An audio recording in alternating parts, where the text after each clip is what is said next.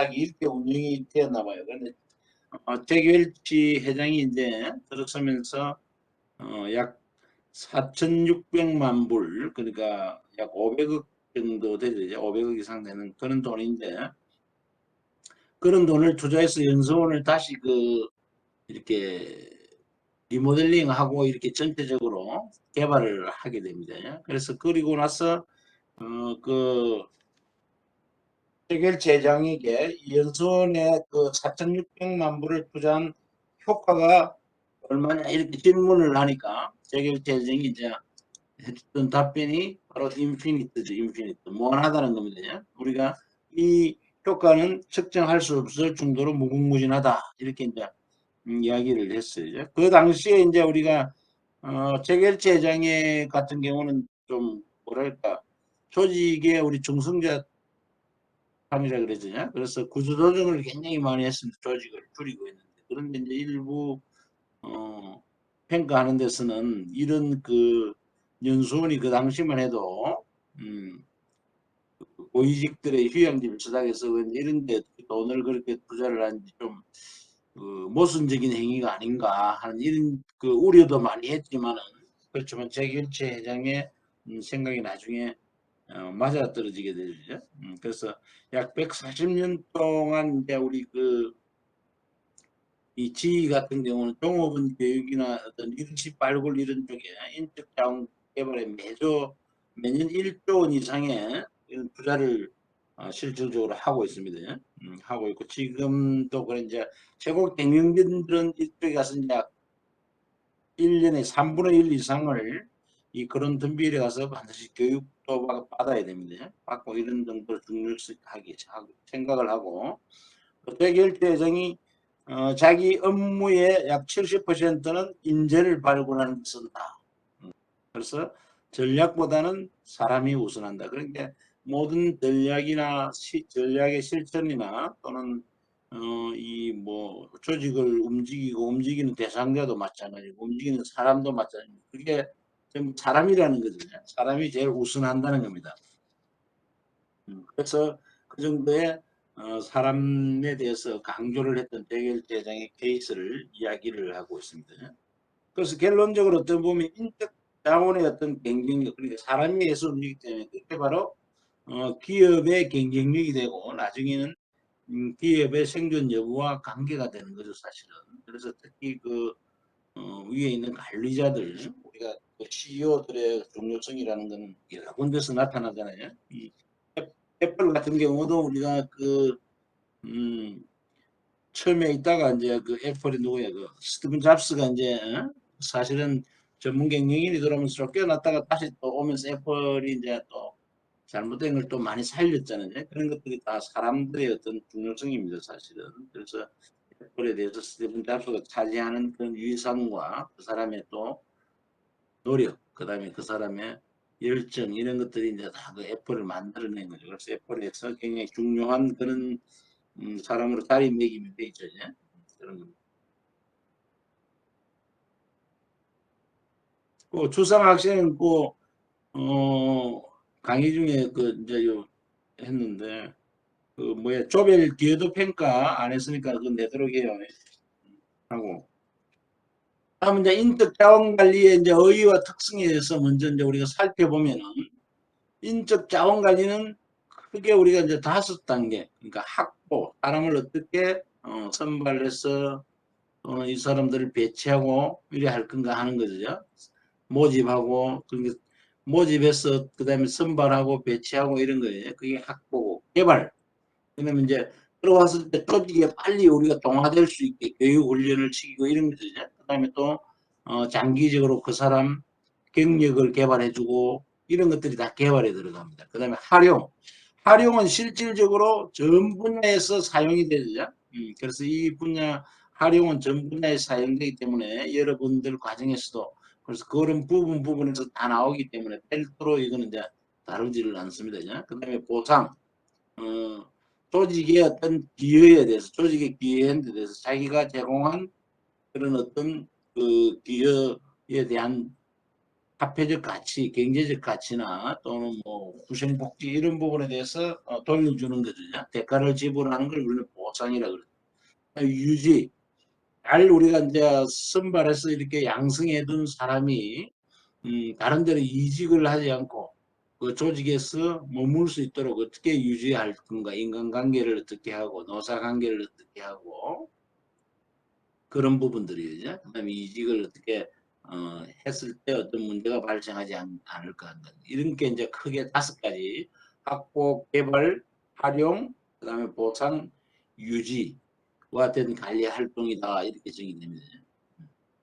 자, 그리고 마찬가지로 인적 자원 관리의 중요성에 대해서 앞서 했지만 인적 사람이죠, 사람에 대한 겁니다. 그래서 어떤 사람이 조직의 목표를 세우고 또 물적 자원을 떠달하고 우리가 이제 경영의 사요소 1장에서 1장에서 배웠죠.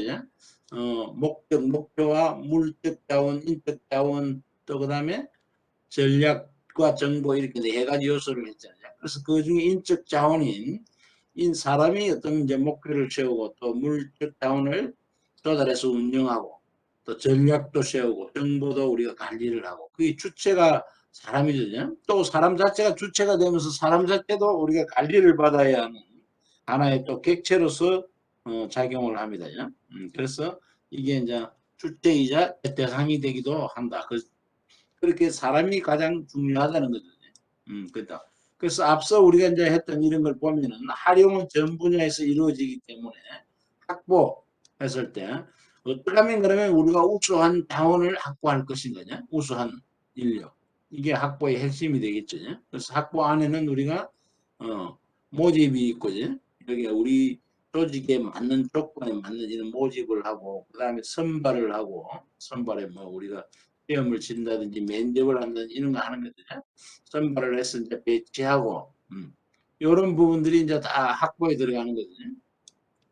그러면 개발, 확보한 조건이 그 자기의 잠재 능력을 어떻게 개발해서 그러니까 최고의 능력을 발휘할 수 있도록 제대로 발휘할 수 있도록 할 것인가 하는 겁니다.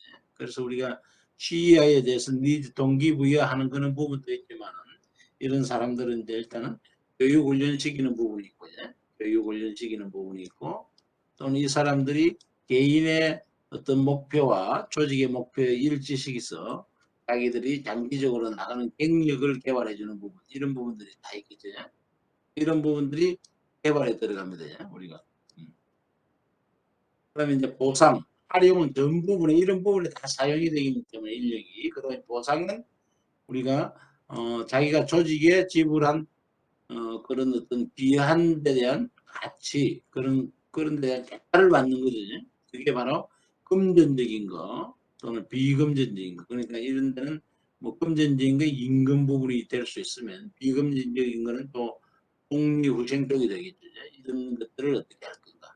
그다음에 유지 관리 자발적으로 조직에서 이제 최선을 다하도록 이 사람들을 어떻게 잘 관리할 건가 하는 겁니다. 그래서 이쪽에서는 어떤 면담도 하고 고충 처리도 하고 노사관계의 어떤 관계성도 갖고 이런 부분들입니다. 그다음에 노조와의 관계 이런 거 이직 관리 이런 걸 어떻게 할 건가 하는 게 요 학습에 우리가 핵심이 되는 겁니다.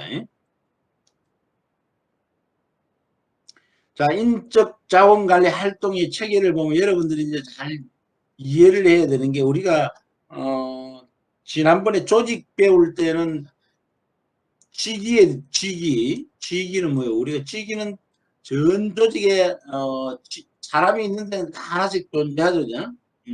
그러니까 사람이 있는데 존재하는 게 아니고 먼저 직위가 만들어진 데는 사람이 다 배치가 되는 겁니다. 우리가 잘못 이제 이해를 하면 사람이 있어서 직위가 생겨나는 게 아니고 먼저 조직을 만들면 직위를 먼저 만든다죠. 어떤 일을 할 건가 해서 그게 직위가 생기고 그 업무량을 보니까 사람이 얼마만큼 필요하겠다.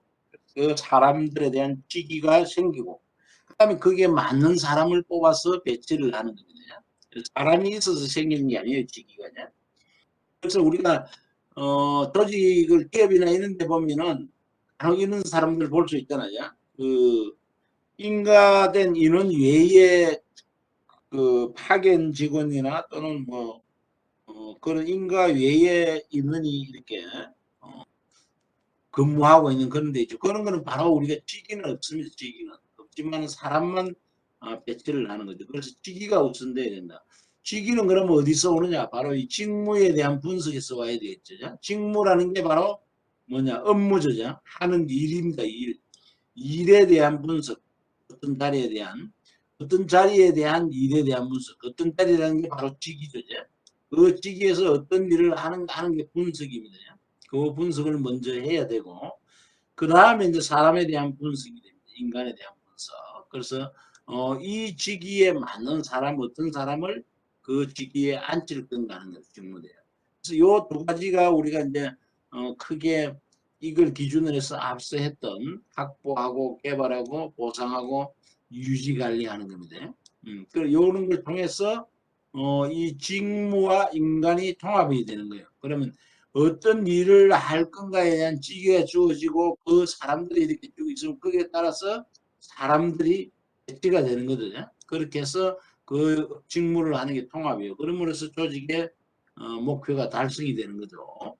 그래서 먼저 우리가 사람보다는 일이 먼저입니다. 일. 해야 될 일이 뭔가 조직이 만들어지는. 그게 직무에 대한 거예요. 그리고 나서 사람이 나오는 겁니다. 그 순서를 잘 이해를 하시기를 바라고. 그래서 직무 쪽에 이제 우리 직무 쪽에 대한 분석이 바로 이 직무 분석이라 그러죠. 직무 분석은 지금도 많은 이 프로젝트도 많이 나오고 이런 걸 조직들에서 많이 합니다. 전문가들이. 그래서 직무 분석은 특정 직무의 특성과 내용, 즉 직무를 수행하는 데 필요한 지식과 능력, 숙련도, 책임 등과 같은 직무상의 모든 요건을 체계적으로 결정하는 과정이다. 그러니까 이게 뭐냐면은 우리가 이제 그 조직에 현재 보면은 직위들이 다 두어져 있어요. 직위는 자리잖아, 자리. 어떤 직위, 뭐 무슨 과장, 무슨 대리, 무슨 생산직 하는 그 자리를 우리는 직위라 그래야죠. 그 직위에 대한 직위라 그러는데 그 자리에 대해서 그 자리에서 해야 될 일들이 다 있는 거예요. 이게 바로 직무입니다. 우리는 또 업무 이렇게 혼용해서 쓰는데 직무, 업무라 그러죠. 그러면 이는 업무를 정확하게 어떻게 특성, 어떤 업무다, 어떤 내용이다, 이 업무에 대한 정의를 쭉 내려줘야 되겠죠. 어떤 일을 해야 하고. 그럼 또 이 업무를 수행하는 데 필요한 요건, 어떤 능력을 갖춰야 되겠다, 어떤 지식이 있어야 됐다, 어떤 숙련도를 가져야 됐다, 이런 것들을 쭉 전체적으로 그걸 조사하고 연구하고 해서 그걸 정리하는 게 바로 직무 분석이라 그럽니다. 우리가 직무에 대한 분석을 하는 거예요. 그래서 직무와 사람의 조화를 요 밑에 보면 이제 직무 분석인데 우리가 제일 먼저 이제 직무 분석은 여기 위치하죠. 앞서 보면 조직화 단계와 인적 자원 관리. 조직화는 우리가 관리 기능에서 계획 다음에 나오는 그런 기능이죠. 인적 자원 관리는 기능 부분에 있는 겁니다. 먼저 조직화 단계에서 우리가 기능적 측면과 그 다음에 인적 측면이 있어요. 기능적 측면은 뭐예요? 그야말로 어떤 직위에 대해서 직무를 파악하는 무슨 일을 해야 되는가 이 조직이 우리가 만들어지면 조직이 이렇게 구성됐을 때 어떤 업무를 하는가를 파악을 해야 되겠죠. 자, 그 파악을 하면은 그 파악된 자리에 맞게 그런 우리가 그 업무를 하는데 필요한 역량을 가진 사람들을 우리는 배치를 해야 됩니다. 사람을 뽑아서 그 사람을 배치하고 그게 맞게 자원을 또 배분해 주는 거예요. 그게 인적 측면의 조직화가 되는 거고 뭔 일을 하는지를 파악하는 게 기능적 측면의 조직화가 됩니다. 그럼 이런 부분이 우리가 조직화 단계에서 이루어지면 그걸 이렇게 수행하는 데 필요한 부분이 인적 자원 관리 부분에서 이루어집니다. 그래서 직무 부분은 우리가 그게 직무 조사라고 사람 부분 인적 자원 측면은 우리가 인적 조사라 그래야죠. 그래서 직무 쪽의 조사는 우리가 그게 직무 분석과 잡 어널리시스와 직무 평가, 잡 이밸루에이션 두 파트로 나눠집니다. 자, 직무 분석은 조금 전에 제가 설명했죠. 해당된 직위에서 어떤 업무를 하는가, 직무의 특성이 어떻고 내용이 어떻고 또 그 업무를 수행하는 데 필요한 능력이 어떤 능력이 필요하다. 그 다음에 어떤 지식이 필요하다. 또 어떤 중년급의 사람이 필요하다. 이런 것들을 다 규정하고 분석해서 밝혀내는 게 바로 직무 분석이에요. 그래서 그 직무 분석을 통해서 나온 걸 나중에 기록하는 게 우리가 직무 기술서여야 됩니다. 직무에 대해서 딱 디스크립션이죠. 직무에 대해서 기술을 내는 거거든요. 그걸 직무 기술서라 그래요. 근데 뒤에 나옵니다. 설명이. 또 거기에 대해서 필요한 자격 요건만을 빼서 사람을 뽑기 위해서 하는 게 직무 명제서예요. 잡 스페시피케이션인데 그거는 이제 그 직무를 수행해야 될 사람의 능력, 사람의 책임 또는 그 숙련도 이런 것들을 하는 그 요건, 필요 요건들이에요. 그게 다 직무 명제서. 요거는 뒤에서 또 설명이 됩니다. 그런 걸 직무 분석을 해서 그 도출을 하고 직무 평가라는 건 뭐냐면 사실은 이제 임금의 결정에 가장 많이 쓰는 게 직무 평가입니다.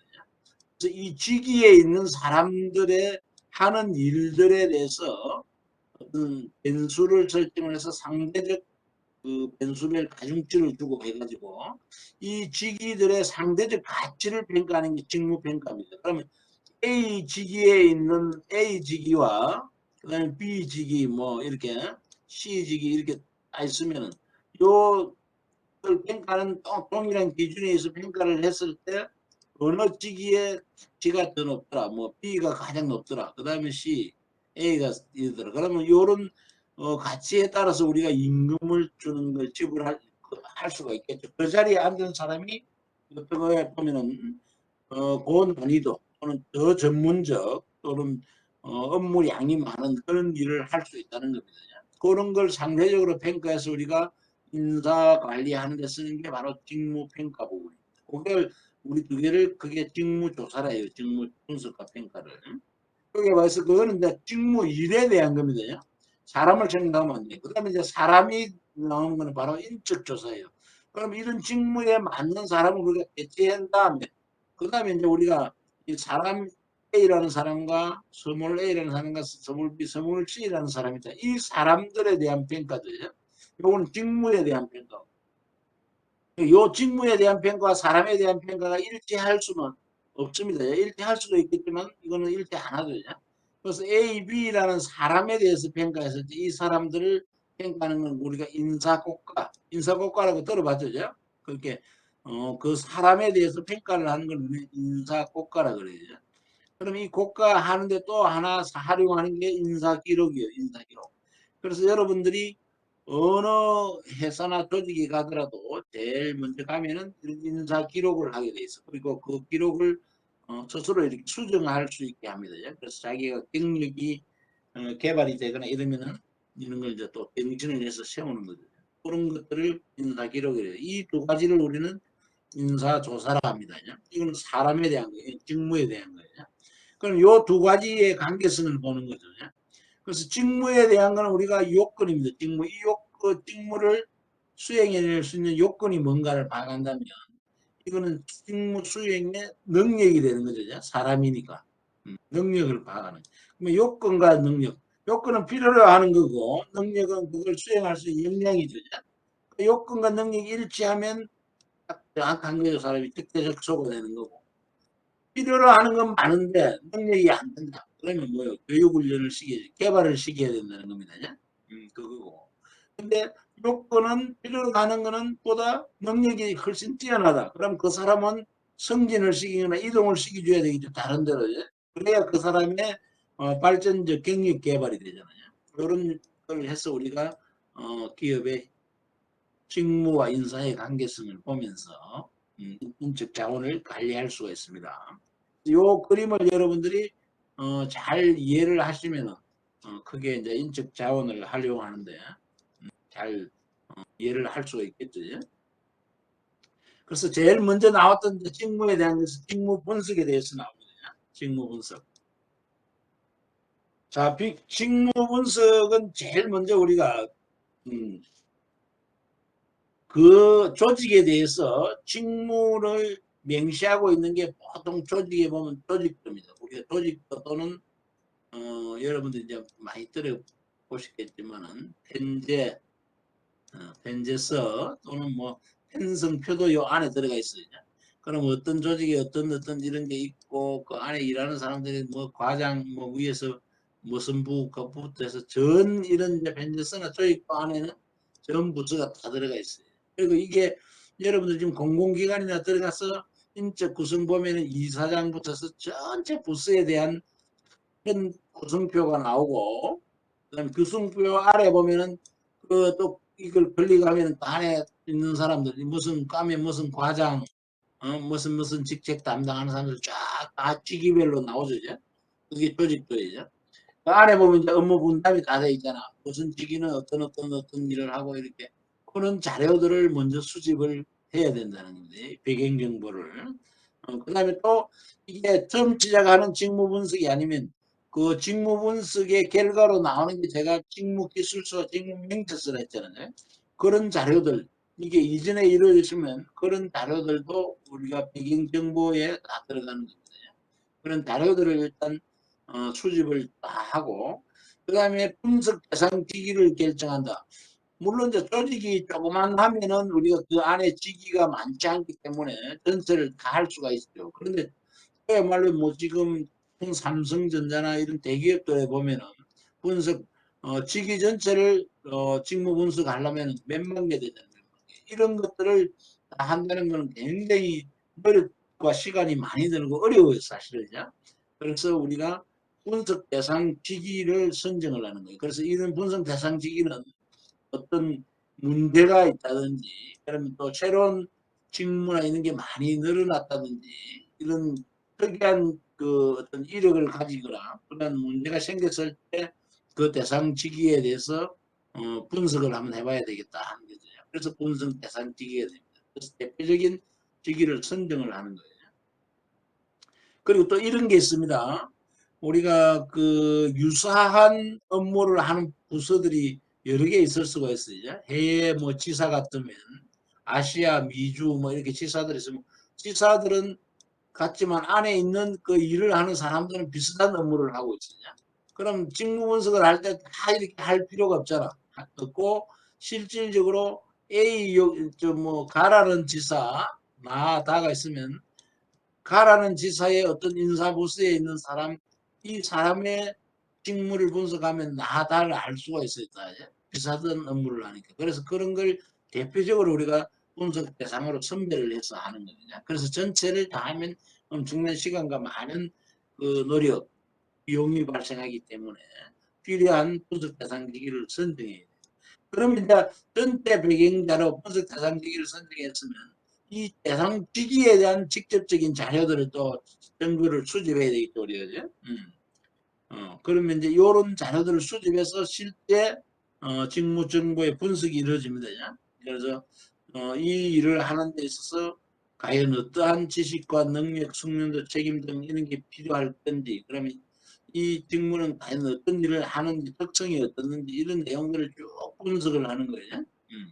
분석을 해서 그게 쭉 정리가 됐으면은 하나의 기록으로 남기는 게 바로 job description 직무 기술서입니다. 그래서 이 직무 기술 여러분들 그 교재에 보면 기술서 양식 나와 있죠. 그래서 이 직무는 어떤 업무를 수행하고 어떤 또 뭐 심지어는 어떤 과를 졸업한 사람이 하면 좋다 조건에 대해서 어떤 능력과 지식 자격 이런 걸 가진 사람이 하면 좋겠다 하는 거잖아요. 그런 것들이 전체적으로 기록된 걸 직무기술서라 그래요. 그러면 이제 직무명세서는 뭐냐?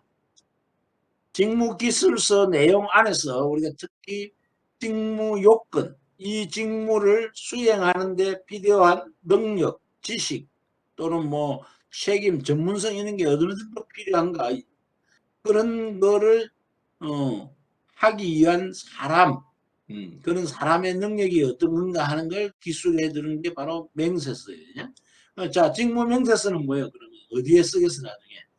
사람을 선발할 때 우리가 가장 기준으로서 우리가 활용할 수 있는 게 직무 명세서거든요. 그 직위에서 이 직위에서 하는 직무들을 업무들을 이런 업무들을 하는데 어떤 능력, 어떤 자격, 어떤 충정도를 가진 사람이 필요하다 하는 걸 기록이라는 게 맹세서잖아요.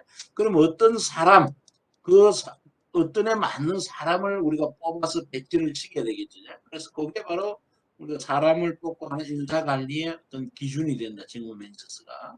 그래서 직무분석은 이렇게 되는 거예요. 크게 자료 수집부터 해서 그 해당 직무를 분석을 해가지고 철저하게 거기에 대해서 기록을 이렇게 해두는 겁니다. 그게 바로 직무 분석이 되는 겁니다.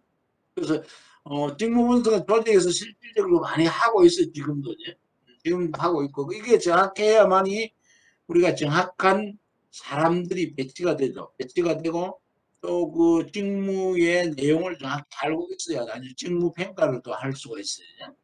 그래야만이 임금이나 인적 자원의 어떤 관리나 사람의 배치나 이런 데 활용을 할 수가 있습니다. 그래서 이게 중요한 부분입니다. 근데 이제 직무분석은 이제 요 정보 수집 방법을 보면은, 나오지만 직무분석이, 하는 일이 그냥 오락오락하지 않아요. 굉장히 복잡하고 많습니다. 그게 나중에 또 뭐 분석해서 평가라고 하면 뭐 평가 변수 항목들 개발하고 가중치 계산하고 막 이런 게 복잡해요. 이제. 그래서 이런 게 지금 공공기관이나 이런 데서 직무 분석에 대한 이 프로젝트들이 나면은 보통 막 억대갑니다, 억대. 그래서 복잡하고 그렇기 때문에. 그래서 이제 이런 직무 분석을 위해서 우리가 정보를 수집할 때는 어떤 방법들이 있냐. 먼저 인터뷰하는 방법이 있겠죠. 면접법.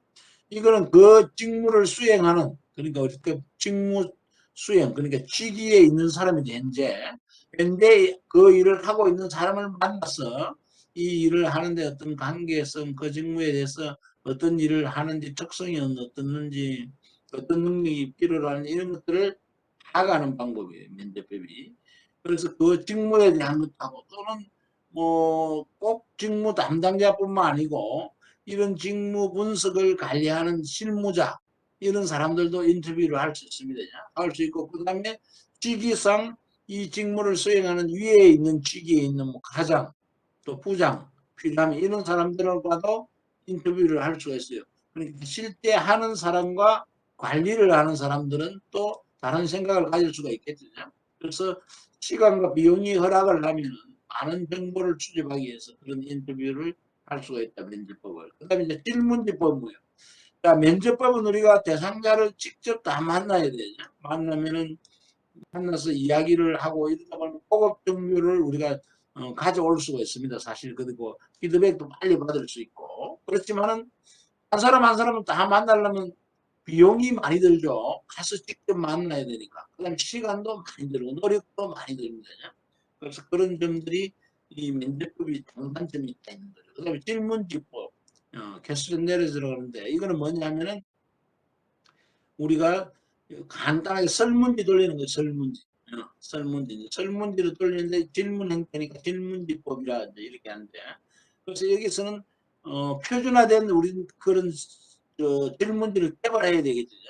그래서 일정한 양식에서 이게 똑같아야 되는데 A라는 사람인데 갔을 때 질문하는 거하고 B라는 사람인데 갔을 때 질문하는 게 달라져 버리면 안 되겠죠. 예? 그래야만 우리가 전체적인 분석을 할 때 어떤 일정한 양식에 맞춰서 조사 대상자에게 이런 걸 보내서 기재하도록 하는 겁니다. 그러면 이거는 뭐예요? 우리가 일시에 다 보내서 하니까 비용이나 있는 시간들이 절약이 되지만 이 질문지 자체가 우리가 특히 뭐 신뢰성이 없다든지 또는 질문지 자체가 명확하게 개발이 안 되면은 거기에 응답하는 기록하는 사람들이 잘못 이렇게 판단해서 기록할 수가 있어요. A로 물었는데 C로 답할 수가 있는 거예요. A로 답을 안 하고 그런 현상이 일어날 수 있는 게 질문지법입니다. 그래서 그러면 어떻게 우리가 이 질문지 자체를 정확하게 정형화되게 표준적으로 잘 개발해서 사람들이 질문지 응하는 사람들이 잘 이해하고 그 묻는 내용에 맞게 정확한 답을 할 수 있을 건가 하는 이 질문지를 개발하는 게 굉장히 중요하겠죠. 그 다음에 이제 관찰법입니다. observation. 이거는 이제 직무 분석자를 직접 이제 가서 일하는 걸 보는 거예요. 이제. 그리고 이런 관찰법은 어디 많이 써요? 우리가 그 사회학 쪽에 하면 민속 학지나 이렇게 해서 조사법에 보면은 간혹 우리가 뭐 문화연구 사회 이런 데 보면 오지에 있는 원주민들이나 이런 사람들 우리가 연구하는 데 보면 학자들이 가서 거기 가서 살잖아요. 뭐 몇 개월 또는 몇 년 살면서 그 사람들이 하는 행동이나 이런 것들을 관찰을 해서 보는 거예요. 그게 그 관찰법입니다.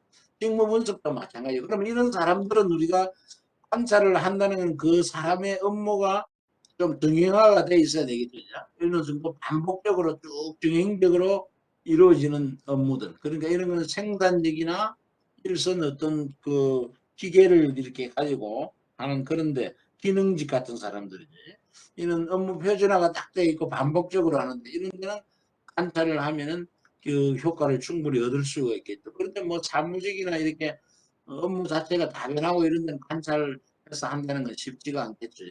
그런 데 관찰법이 있고. 그다음에 리턴 내러티브스에서 진술서 작성법입니다. 그러면 이거는 스스로 이제 어떤 걸 기재하게 하는 거예요. 수행하는 업무 내용을 스스로 이 대상자가 기재해서 제출하게 하는 방법입니다. 그래서 이 면접법보다 이 진술서 작성법을 많이 우리가 질문지법하고를 많이 써요. 네? 쓰는 거는 뭐냐? 정형화된 이런 거는 이제 질문지법은 우리가 묻고자 하는 질문이 정형화된 표준화된 걸 물어보면 되고 진술서 작성법 이런 거죠. 예를 들면 업무 분장표 같은 거거든요. 자, 업무 분장표 양식만 이렇게 딱 제공을 해주고 자기가 하는 업무에 대해서 자기가 기술을 하는 거예요. 그게 진술서 작성법이에요. 이런 걸 해주고 나서 이제 우리가 이게 대해서 보충적인 것, 더 추가적인 게 필요할 때 면접법을 통해서 그 대상자나 어느 상위에 있는 사람 그런 사람들과 인터뷰를 하는 그런 방법을 많이 활용을 하고 있어요. 그래서 하나의 방법이 딱 뭐 전체를 하는 게 아니고 방법을 섞어가면서 이렇게 다양하게 해야죠. 그래서 그지만 이제 메인 방법은 우리가 질문지법이나 진술서 작성법 이런 것들을 활용할 수가 있습니다. 그런 방법들을 해서 우리가 자료를 수집을 쭉 하는 거예요. 이제. 그러면 이제 분석 후에 우리가 나오는 게 이 직무 기술서, job description하고 명세서, specification이죠. 이 두 가지가 나온다 그랬죠. 자, 그래서 직무 분석이 끝나면 그 내용들을 정리를 해서 기록을 해서 남겨두는 게 바로 직무 기술서입니다. 직무를 근데 기술 일반 테크놀로지가 아니고 기술이라는 거예요. 써난 거예요. 그래서 분석 결과에 근거해서 이 직무가 어떤 일이다, 어떤 특성을 가졌다, 이걸 하는데 관련된 과학과 직무 행동이 뭐다, 이런 또 이걸 수행하는데 어떤 능력을 가진 자질을 가진 사람이 필요하다. 그다음에 이거는 뭐 어디 직무상 보니까 어떤 직위에 있는 명칭이 뭐고 어디에 계열에 소속돼 있다 이런 것들 정확하게 다 들어가는 전반적인 요소를 쭉 기록해놓은 게 직무 개설서예요. 그러면 그래서 요거는 이제 어떤 일을 하는가 직무 즉 업무 중심의 직무 요건들을 쭉 적어 놓는 거죠. 그래서 어떤 일을 하는가 하는 거예요. 그다음에 맹세서는 뭐야? 기술서 내용 중에 특히 직무 요건 이 일을 수행하는데 어떤 자격과 여건이 필요하더라 하는 거죠. 그 부분을 떼나와서 그 부분을 그러면 이런 요건과 자격을 만족시키기 위해서는 어떤 전공을 하고 어떤 능력을 가지고 어떤 그 또 스킬이 있고 또 어떤 전문성을 가지고 이런 것들을 쭉 보는 거예요. 지식과 이런 것들을 필요로 하는 것들을 그걸 기록해 놓은 게 바로 직무 명체서가 되는 거예요. 그러면 위에 게 이 직무 중심이라면 사람 중심이 되겠죠. 어떤 사람을 뽑아야 되는가 하는 겁니다. 그럼 요 직무 명체서가 바로 우리가 사람을 모집하고 선발할 때 기준이 되는 거예요. 이러한 능력을 가진 사람을 뽑으면 되니까. 그래서 직무 분석을 통해서는 이 두 가지 결과물이 결론적으로 우리 인사 관리를 하는데 핵심적인 자료들 또는 그 어떤 하나의 중요한 기준이 되는 그런 부분들입니다. 다음 직무조사 하나인데 여기 바로 직무기술서예요. 예시를 들면 요거는 이제 직무기술서는 딱 표준화돼서 전반적인 게 있는 게 아니고 그 다음에 우리가 요거는 각 조직마다 자기들 조직에 맞게 작성을 해놨어요. 근데 우리가 NSC에서 내셔널 스탠다드 코드인가 이게 컴퓨터 NCS는 NCS. 죄송합니다. 제가 조금 헷갈려요. NCS라는 게 있어요. NCS.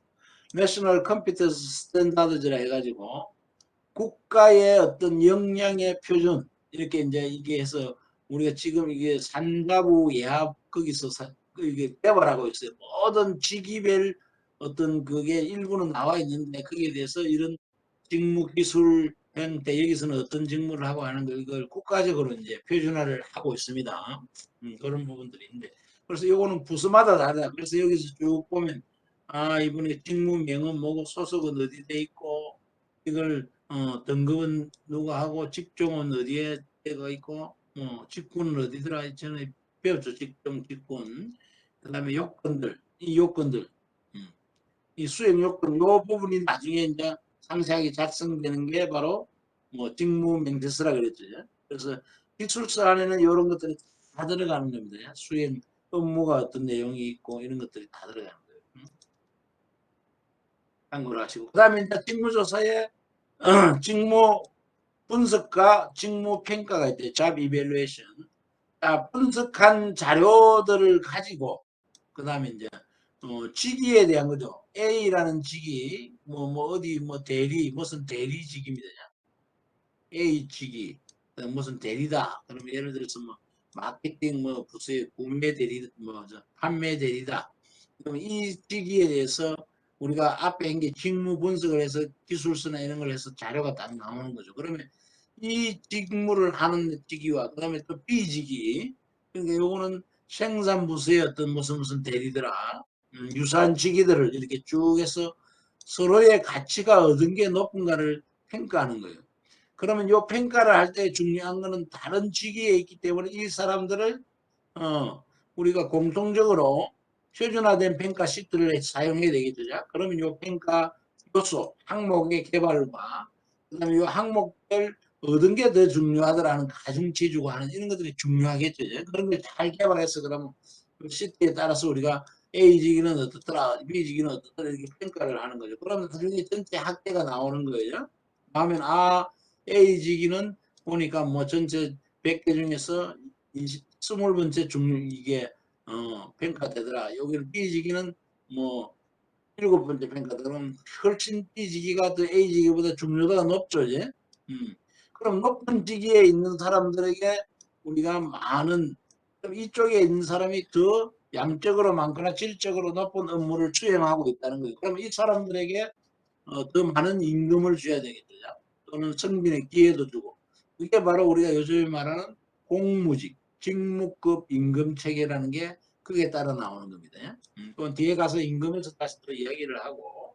그래서 가치를 상호간에 결정하는 거예요. 그래서 이거는 임금제도의 기초로 많이 활용됩니다. 돈을 그래서 어떻게 줄 건가. 이게 꼭 뭐 월급뿐만 아니고 성과급도 마찬가지예요. 우리가 부서 단위로 성과급이 올해 우리 부서에는 뭐 1억이 주어졌다. 그러면 1억을 어떻게 나눌 건가? n분의 1로 나눌 건가? 이건 아니죠. 그러면 성과급이 안 되는 겁니다. n분은. 이거는 뭐 사람에 따라 나눠 먹기식이지. 성과급은 성과에 따라서 다르게 주라. 그러면 이제 이거는 뭐 개인별로 쭉 이렇게 성과를 직무 평가를 해서 순위를 해서 주는 방법도 있고 아니면 부서별로 직무 이 평가를 해서 순위를 결정해서 부서별로 주는 방법도 있고 그렇겠죠. 그런 게 바로 다 직무 평가를 통해서 이루어진다.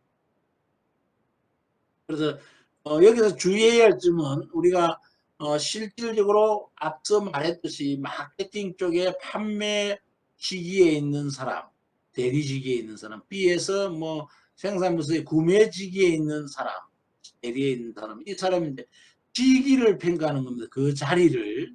그런데 우리가 잘못하면은 현재 여기 앉아 있는 깍돌이하고 여기 있는 뭐 홍길동이면 홍길동이하고 이 사람들을 평가하면 안 됐다는 거예요. 사람에 대해서 평가를 하면.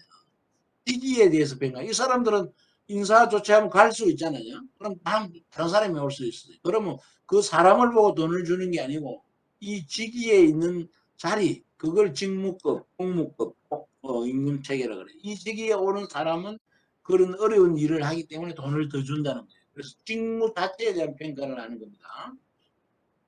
요거는 정부 부처별로 우리가 요런 데 요소, 평가 요소 이 항목들을 가지고 쭉 해보니까 난이도에 대한 거.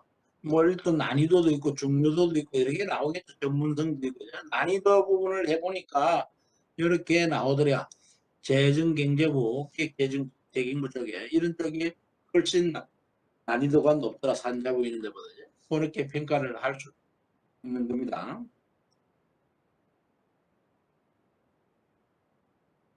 자, 다음은 이제 인사조사에서 이제 앞의 내용이 직무에 대한 거라면 다음은 사람에 대한 거죠. 사람에 대해서 우리가 평가를 하는 게 바로 인사고과입니다. 인사고과.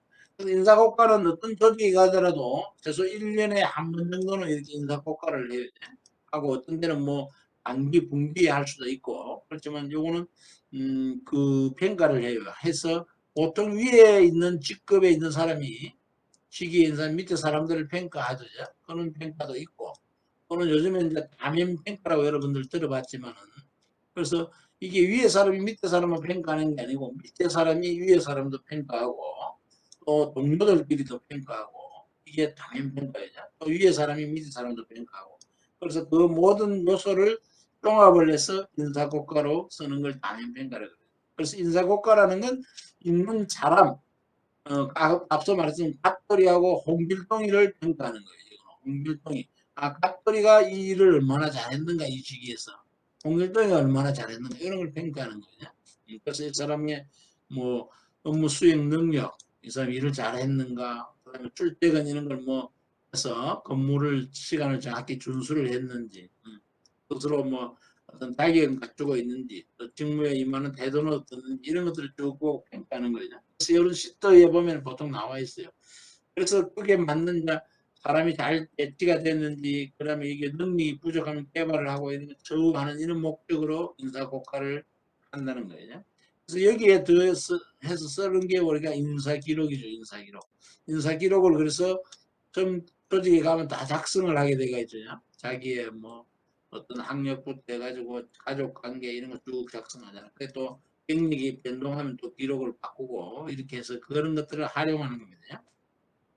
자, 직무 분석과의 관계는 저 앞에 이제 설명했던 그 부분입니다. 뒤에 다시 한번 그림을 나오니까 보고 그때 다시 한번 간단하게 설명하고 인사고과의 방법에는 전통적 방법과 근대적 방법이 있는데 전통적 방법은 우리가 점수법과 서열법, 기록법이에요. 기록법과 서열법이 있어요. 서열법은 뭐예요? 앞서 말했듯이 인사 평가 대상자들은 홍길동, 갑돌이, 갑순이 이리 쭉 나오면은 이 사람들에 대해서 전체적인 평가에서 1번부터 순서를 쭉 정하는 거예요.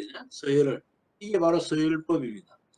기록법은 뭐예요? 기록법. 보통 우리가 많이 하는 게 기록법인데 어떤 회사에 가면 다 이렇게 대상자 누구 그래서 이 사람의 근무 성적 또는 이 사람의 태도 그다음에 뭐 이 출퇴근에는 하는 그게 이제 근무 태도죠. 그런 것도 그다음에 그 사람 자기 개발 노력 뭐 이런 것들이 여러 가지 그 변수가 있을 수 있겠죠.